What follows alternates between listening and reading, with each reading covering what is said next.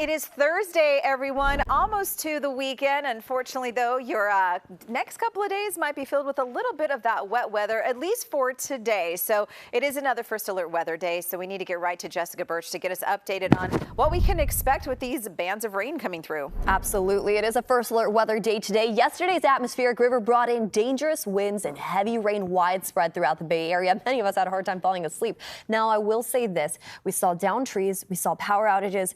We saw that localized flooding, all the impacts that we are used to that we saw last year with those 17 atmospheric rivers that hit us here in California, too.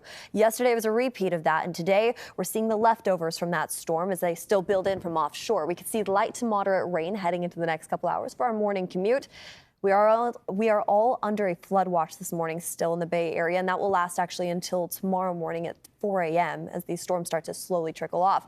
Anywhere from Walnut Creek all the way up into Martinez, we're seeing light rain there right now. Some moderate rain moving through Daly City as it tracks off closer to San Francisco. And the more south we go, the drier it gets into the Santa Clara Valley. But into the next couple hours, the Santa Clara Valley will get hit with a decent cell storm as that continues to track off into the east. And then really it's just game on for light to moderate rain, isolated pockets moving in and out throughout this afternoon. So it is an inconvenience, but at least it's not nearly as heavy as yesterday's storm system that moved its way in, bringing in some of the gustiest winds we've seen pretty much all year. I mean, 55-mile-per-hour winds along our coastline. That was a really strong storm, and I really want to focus on what's to come right around the corner because as we take a look at the next 7 days, we do catch a break. We need that break, honestly. As we head into Friday afternoon, heading into Saturday, we kind of calm down for a little bit, but we're ramping up and gearing up for what's to come as we head on Sunday. Sunday's system that's moving its way in from offshore will look very similar to yesterday's.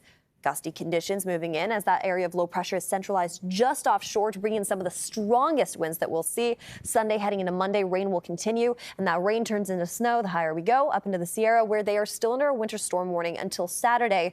And trust me, they are going to definitely keep this sticking around as we head into next week with their storm system moving in, bringing them close to around 9 to 12 inches from Bear Valley up into Twin Bridges into Sunday's storm. But then once we extend all the way into Tuesday, so from Sunday all the way into Tuesday, they could see anywhere up to around 48 inches near Kirkwood, about 33 just in South Lake Tahoe.